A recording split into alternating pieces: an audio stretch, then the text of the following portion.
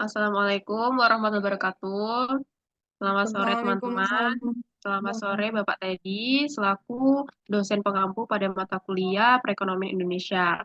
Perkenalkan, nama saya Afrislia Matmadewi dengan NIM 234 sebagai moderator untuk memandu jalannya presentasi pada kelompok 8 sore kali ini.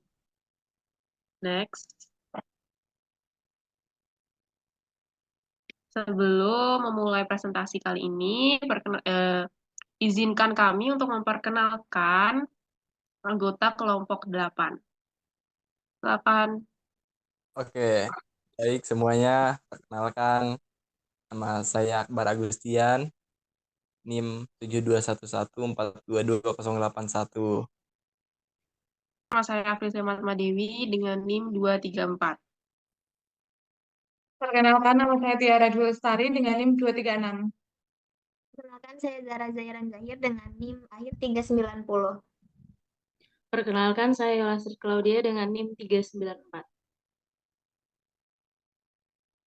Oke, terima kasih atas perkenalan dari anggota kelompok 8. Selanjutnya, di sini kami memiliki beberapa subtopik pembahasan atau outline. Yang pertama itu ada latar belakang, yang kedua ada rumusan masalah, yang ketiga kajian teori, yang keempat metode penyelesaian, yang kelima hasil dan pembahasan, dan yang keenam adalah rekomendasi kebijakan. Next.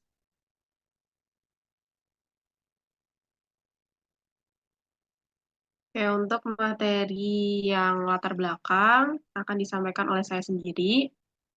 Baik, jadi di sini ada latar belakang, di mana kita memilih Kabupaten Surakarta ini itu karena beberapa faktor. Yang pertama itu ada kondisi fisik kota Surabaya, kota Surakarta, di mana kota Surakarta yang lebih dikenal kota Solo ini terletak di bagian selatan Provinsi Jawa Tengah dengan luas wilayah 44,04 km persegi.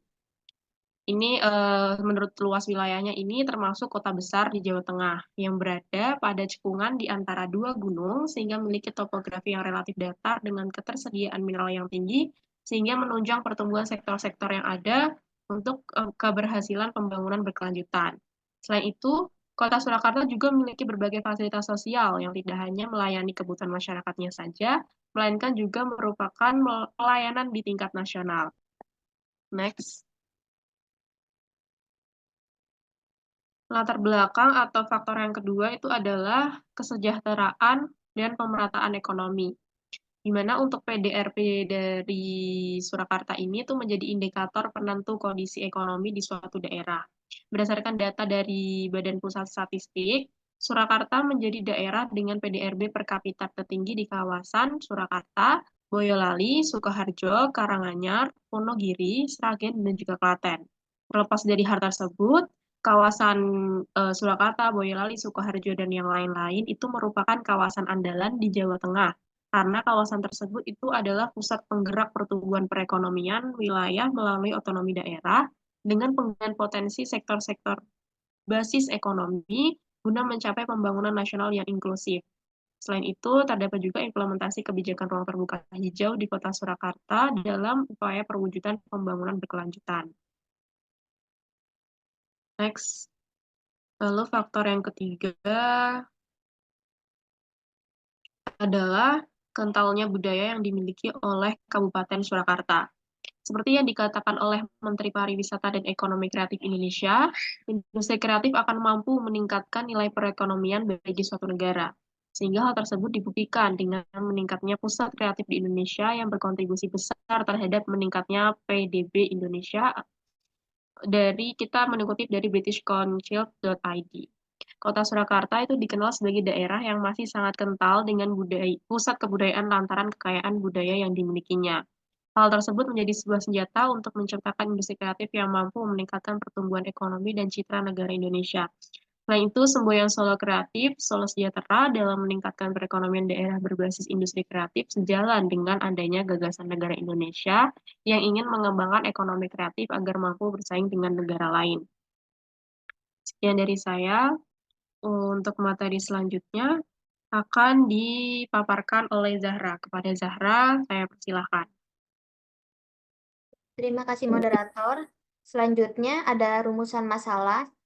Yang pertama, bagaimana analisis location quotient atau LQ dan shift share berguna untuk mengenali potensi suatu daerah. Yang kedua, bagaimana identifikasi sektor unggulan PDRB Kota Surakarta berdasarkan SLQ, DLQ, dan DS. Yang ketiga, faktor-faktor apa saja yang mempengaruhi perkembangan sektor unggulan di Kota Surakarta. Yang keempat, bagaimana kontribusi sektor unggulan terhadap pertumbuhan PDRB di Kota Surakarta. Dan yang terakhir, bagaimana rekomendasi strategi dan kebijakan yang tepat untuk mendorong pertumbuhan sektor unggulan di Kota Surakarta. Oke. Selanjutnya ada teori pertumbuhan ekonomi. Menurut Todaro mengatakan bahwa proses pertumbuhan ekonomi mempunyai kaitan erat dengan perubahan struktural dan sektoral yang tinggi. Beberapa perubahan komponen utama struktural ini mencakup pergeseran secara perlahan-lahan aktivitas pertanian ke sektor non-pertanian dan dari sektor industri ke sektor jasa. Suatu wilayah yang sedang berkembang, proses pertumbuhan ekonominya akan tercermin dari pergeseran sektor ekonomi tradisional, yaitu sektor pertanian akan mengalami penurunan di suatu sisi dan peningkatan peran sektor non-pertanian di sisi lainnya. Suatu perekonomian dikatakan mengalami pertumbuhan atau berkembang apabila tingkat kegiatan ekonomi lebih tinggi daripada apa yang dicapai pada masa sebelumnya. Artinya, perkembangan baru tercipta apabila jumlah barang dan jasa yang dihasilkan dalam perekonomian tersebut menjadi bertambah besar pada tahun-tahun berikutnya. Lalu yang kedua ada teori perubahan struktural ekonomi. Pada dasarnya, teori-teori tentang perubahan struktur ini menjelaskan fenomena terjadinya perubahan struktur di negara sedang berkembang yang didominasi kegiatan perekonomian perdesaan bergerak ke perekonomian perkotaan dalam bentuk industri maupun jasa. Proses transformasi struktural dari pertanian ke industri di Indonesia berlangsung secara tidak merata. Dilihat dari dimensi regional, menurut Kuncoro, Kuznets mengatakan bahwa perubahan struktur ekonomi atau dengan kata lain transformasi struktural ditandai dengan adanya perubahan persentase sumbangan berbagai sektor dalam pembangunan ekonomi yang disebabkan adanya intensitas kegiatan manusia dan perubahan teknologi.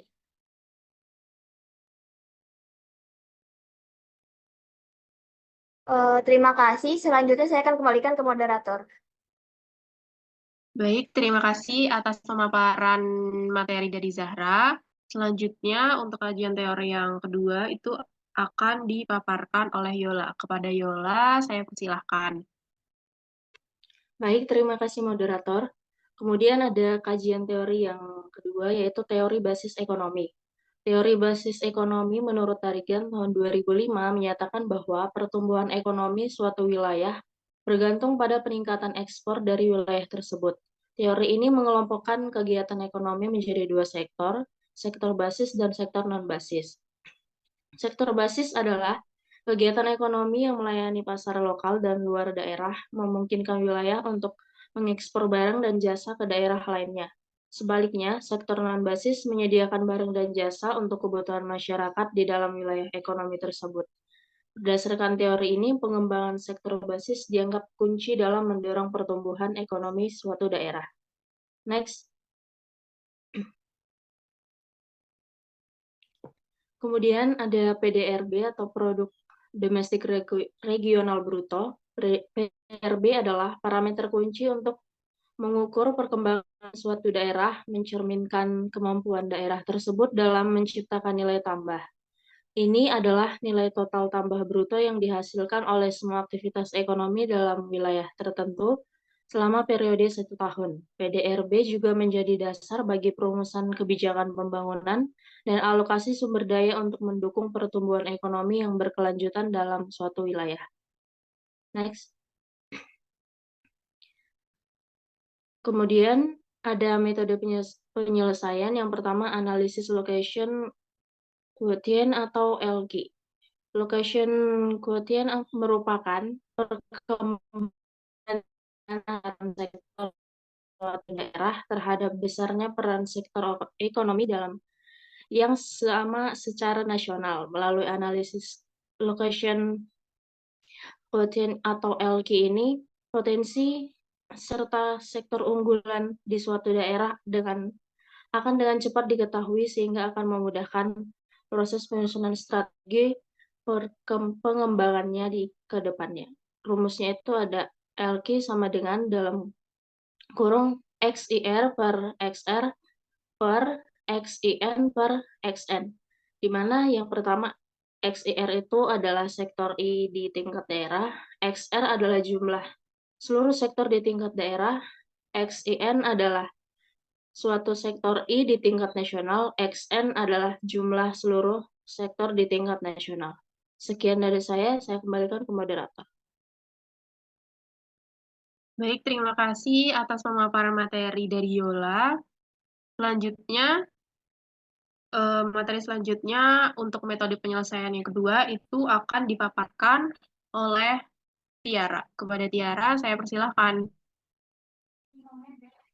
Oke, sebelumnya terima kasih kepada moderator atas waktu yang telah diberikan kepada saya. Di sini saya akan menjelaskan, melanjutkan penjelasan materi dari sebelumnya terkait dengan metode penyelesaian. Yang kedua adalah kami menggunakan metode penyelesaian analisis shift share, di mana analisis shift share ini digunakan untuk menganalisis atau membandingkan laju pertumbuhan sektor di daerah terhadap sektor yang sama dalam perekonomian nasional. Melalui analisis shift share ini, potensi serta sektor unggulan di suatu daerah akan dengan cepat diketahui, sehingga akan memudahkan proses penyusunan strategi pengembangan ke depannya. Nah, formulasi dari rumus shift share sendiri ini ada 4. Yang pertama adalah dampak nyata pertumbuhan ekonomi daerah yang dihitung dengan rumus DIJ. Yakni DIJ sama dengan NIJ ditambah MIJ ditambah CIJ atau bisa juga dengan rumus EIJ dikurangi EIJ bintang dikurangi dengan EIJ. Kemudian yang kedua adalah pengaruh pertumbuhan ekonomi nasional yang dihitung dengan cara NIJ sama dengan EIJ dikalikan dengan RM. Yang ketiga adalah pengaruh bauran industri yang dihitung dengan cara MIJ sama dengan EIJ dikalikan RIN dikurangi RM. Dan yang keempat adalah pengaruh keunggulan kompetitif yang dihitung dengan cara EIJ, CIJ sama dengan EIJ dikalikan RIJ dikurangi RIN. Next. Kemudian untuk selanjutnya, saya akan membahas terkait dengan hasil perhitungan PDRB di Kota Surakarta yang telah dilakukan oleh kelompok 8 sebelumnya.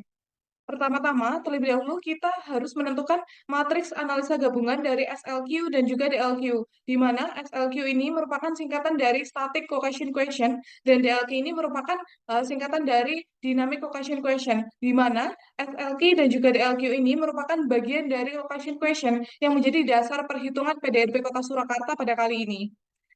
Yang pertama, untuk menghitung SLQ, kita harus membandingkan oh ya teman-teman, disclaimer terlebih dahulu bahwa data yang ini ambil merupakan data dari rentang 2013 sampai dengan 2022 untuk seluruh sektor yang ada di Kota Surakarta. Nah, untuk menghitung SLQ terlebih dahulu kita harus membandingkan data PDRB seluruh sektor di Kota Surakarta dan juga di Provinsi Jawa Tengah, di mana rumus untuk menghitung SLQ adalah dengan PDRB masing-masing sektor di Kota Surakarta per PDRB seluruh sektor di Kota Surakarta dalam waktu yang sama dibagi dengan PDRB masing-masing sektor Provinsi Jawa Tengah per PDRB seluruh sektor yang ada di Provinsi Jawa Tengah. Nah, berdasarkan analisis SLQ tadi, jika nilai SLQ lebih dari 1, maka sektor tersebut potensial, yakni dapat melayani pasar, baik di dalam maupun di luar Kota Surakarta. Sedangkan jika SLQ-nya kurang dari 1, maka sektor tersebut bukan potensial atau belum mampu memenuhi permintaan pasar di Kota Surakarta. Kemudian, untuk selanjutnya, kita harus menghitung DLQ. Jika nilai dari DLQ lebih dari 1, artinya perkembangan sektor yang ada di Kota Surakarta lebih cepat dibandingkan dengan sektor yang sama di lingkup nasional. Sedangkan jika DLQ kurang dari 1, maka perkembangan sektor tersebut lebih rendah dibandingkan dengan sektor yang sama di lingkup nasional. Nah, di sini didapatkan data ketika SLQ-nya lebih dari 1 dan DLQ-nya lebih dari 1, maka disebut sebagai industri unggulan, di mana untuk industri unggulan yang ada di Kota Surakarta ini merupakan industri penyediaan akomodasi dan makan minum.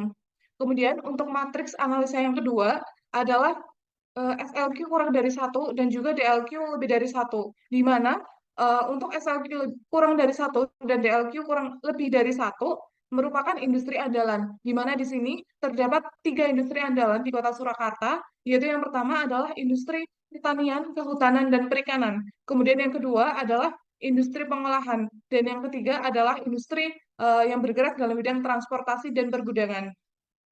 Kemudian untuk matriks gabungan yang ketiga adalah ketika SLQ-nya lebih dari 1 dan juga DLQ-nya kurang dari 1.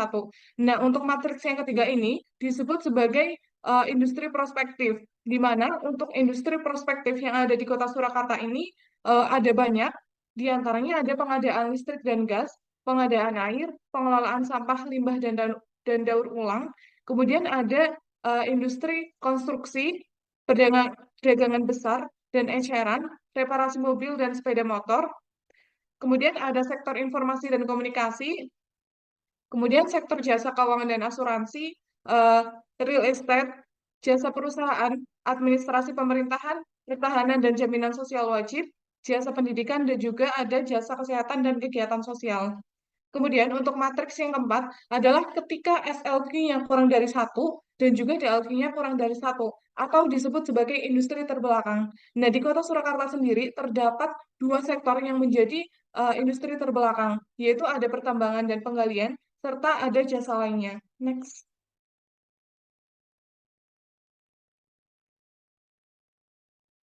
Kemudian, untuk perhitungan selanjutnya, kita harus menghitung tipologi klasen, di mana tipologi klasen ini dihitung dengan membandingkan hasil perhitungan NIJ per PS dan juga dengan CIJ per DS, di mana NIJ dan juga CIJ tersebut merupakan bagian dari analisis shift share yang menjadi dasar perhitungan PDRB di Kota Surakarta. NIJ sendiri merupakan pergeseran proporsional, sedangkan PS merupakan proportional shift, dan juga CIJ merupakan pergeseran diferensial, sedangkan DS merupakan differential shift. Di sini, untuk Kota Surakarta sendiri, ada tipe 1, yaitu ketika pertumbuhannya pesat atau DS-nya positif dan juga PS-nya positif. Di sini terdapat 5 sektor yang ada di Kota Surakarta untuk tipe 1, yaitu yang pertama ada pertanian, kehutanan, dan perikanan, yang kedua industri pengolahan, yang ketiga penyediaan akomodasi dan makan minum, yang keempat administrasi pemerintahan, pertahanan, dan jaminan sosial wajib, dan yang kelima adalah jasa kesehatan dan kegiatan sosial. Kemudian terdapat tipe 3 untuk sektor-sektor yang ada di Kota Surakarta, yaitu ketika PS-nya positif dan juga ketika DS-nya negatif. Yang pertama adalah sektor pertambangan dan penggalian. Kemudian yang kedua ada sektor pengadaan listrik dan gas. Yang ketiga ada sektor pengadaan air, pengelolaan sampah, limbah, dan daur ulang. Kemudian ada sektor konstruksi, kemudian sektor perdagangan besar dan eceran, reparasi mobil dan sepeda motor, kemudian sektor transportasi dan pergudangan, sektor informasi dan komunikasi, jasa keuangan dan asuransi, real estate, jasa perusahaan, jasa pendidikan, dan jasa lainnya. Nah, di sini untuk tipe 2 dan juga tipe 4 atau tipe yang berpotensi dan juga tipe terbelakang itu tidak ada di Kota Surakarta berdasarkan hasil perhitungan yang kelompok 8 lakukan. Next.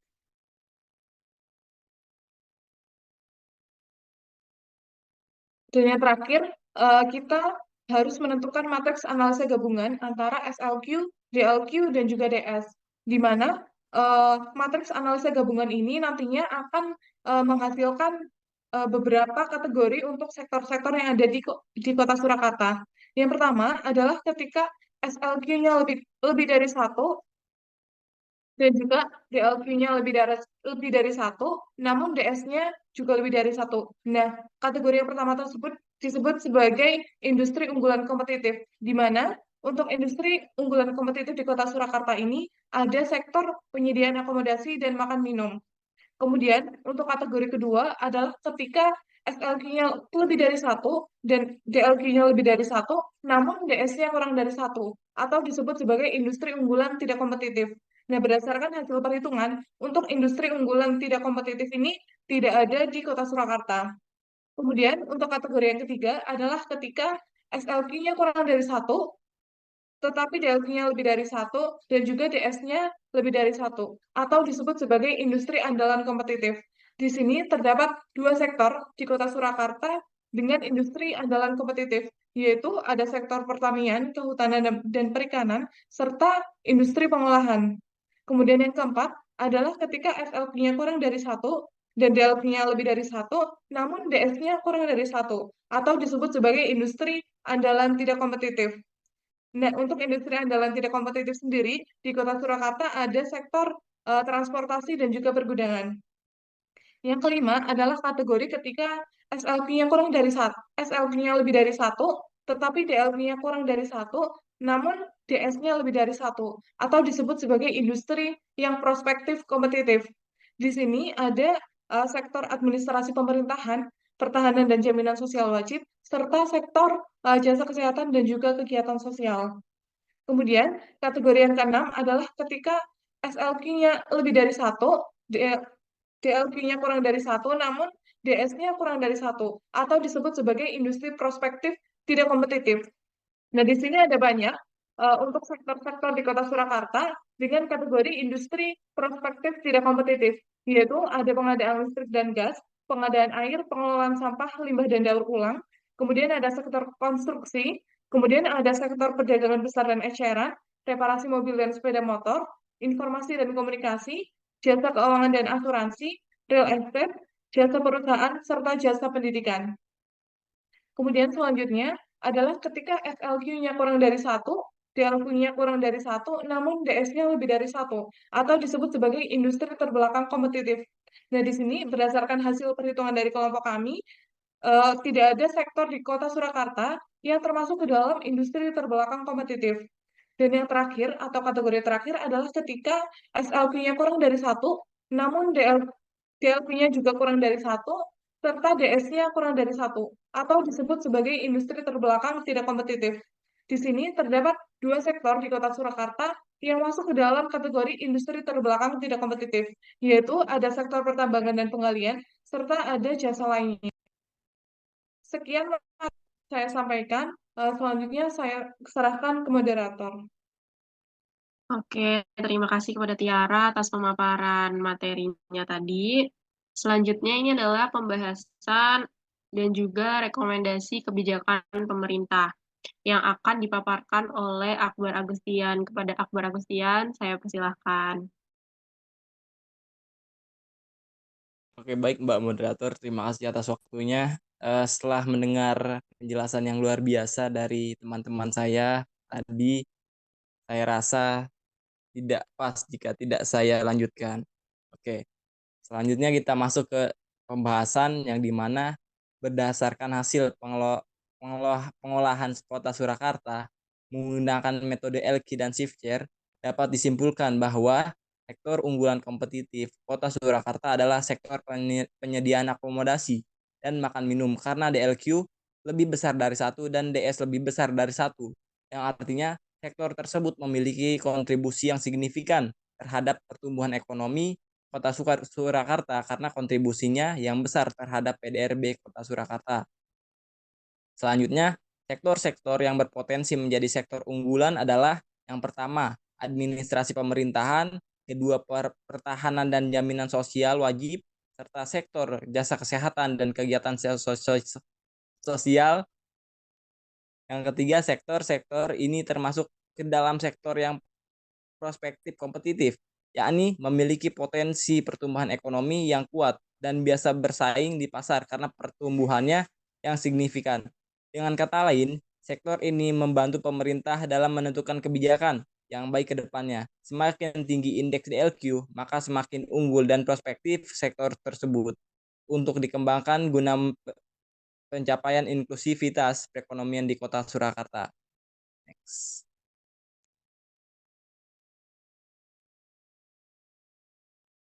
Oke, selanjutnya kita masuk ke rekomendasi kebijakan pemerintah. Menurut kelompok kami, ada beberapa kebijakan pemerintah daerah yang bisa dilakukan. Yang pertama yaitu peningkatan pelatihan dan pendampingan kepada pelaku ekonomi kreatif atau calon tenaga kerja lainnya. Yang kedua, meningkatkan produktivitas di sektor pertanian seperti penyuluhan teknik pertanian yang efektif atau modern, serta pengembangan mekanisasi pertanian. Dan yang ketiga, meningkatkan produksi sektor unggulan seperti pengembangan akomodasi dan makan minum yang ramah lingkungan. Oke, di sini masih dalam rekomendasi kebijakan, yaitu yang pertama ada sektor pertanian, kehutanan, dan perikanan, yang dimana melalui penyuluhan teknik pengolahan yang efektif, pengembangan serta pengelolaan yang tepat dapat meningkatkan produktivitas dan keberlanjutan. Dan yang kedua, melalui sektor industri pengolahan, yang dimana sektor industri pengolahan harus berfokus pada peningkatan efisiensi produksi, pengembangan teknologi ramah lingkungan, dan pemberdayaan sumber daya manusia yang dapat dilakukan melalui insentif pajak untuk investasi dalam teknologi hijau, pelatihan keterampilan bagi pekerja, serta penegakan regulasi yang memastikan keberlanjutan lingkungan dan kesejahteraan masyarakat lokal.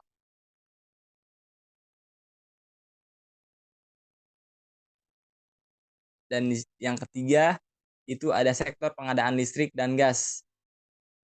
Melalui sektor ini, kita dapat melakukan peningkatan akses listrik dengan memperluas jaringan listrik ke daerah-daerah yang belum terjangkau listrik, serta pengadaan pasokan gas yang mencukupi agar merata ke seluruh daerah.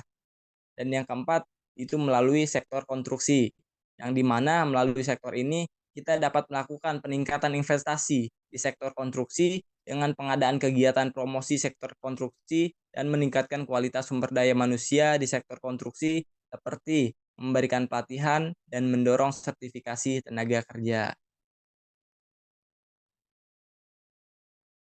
Oke, mungkin cukup. Saya kembalikan ke Mbak Moderator. Oke, terima kasih Akbar atas pemaparan materinya. Oke, sekarang Alhamdulillah udah selesai presentasi dari kelompok 8 mengenai analisis sektor unggulan Kabupaten Surakarta berbasis location quotient dan shift share guna mendukung capaian pembangunan nasional. Jika teman-teman atau para audiens masih ada yang bingung dan ingin ada yang ditanyakan, teman-teman bisa bertanya melalui kolom komentar di YouTube di bawah ini ya, teman-teman. Oke. Mentari senja telah tenggelam, hujan turun mulai terjatuh. Kututup presentasi dengan salam. Wassalamualaikum warahmatullahi wabarakatuh. Terima kasih semuanya.